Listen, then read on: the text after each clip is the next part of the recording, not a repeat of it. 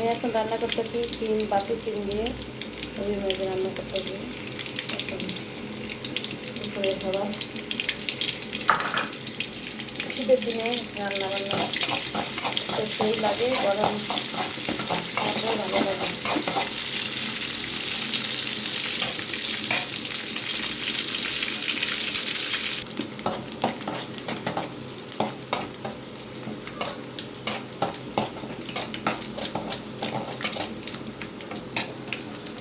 নতুন পেঁয়াজ বাঁচতে দেরি হয়, কিন্তু আঙুল কালো হয়ে গেছে, এখন আঙুল কালো হয়ে গেছে। এখন আমি একটু বাটা মশলা দিয়ে দিব।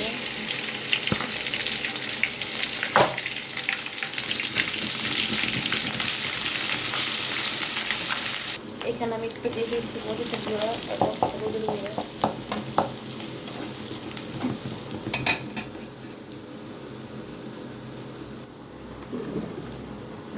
আমি চিপগুলো দিয়ে দেবো।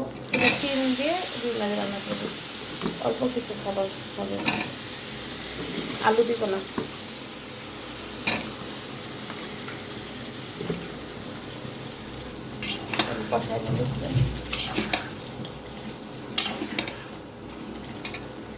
কষানো আমার কমপ্লিট। এখন আমি দিয়ে দিব লবণ, যা সারা দুনিয়ার কিছুই চলে না, লবণ।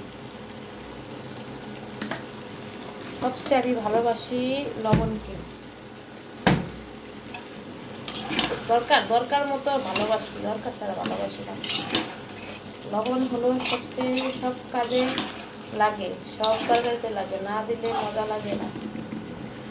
কষানো হয়ে গেছে, এখন আমি মাছ দিয়ে দিব।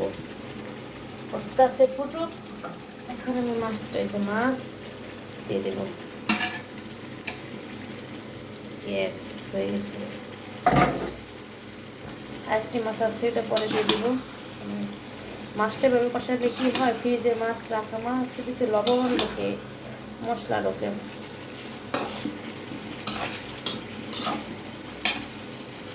পানি দিয়ে দিব।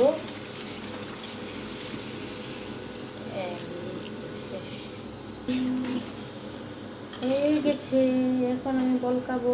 তারপর পানিটা বলকালেই ধনেপাতা দিয়ে নামিয়ে ফেলবো।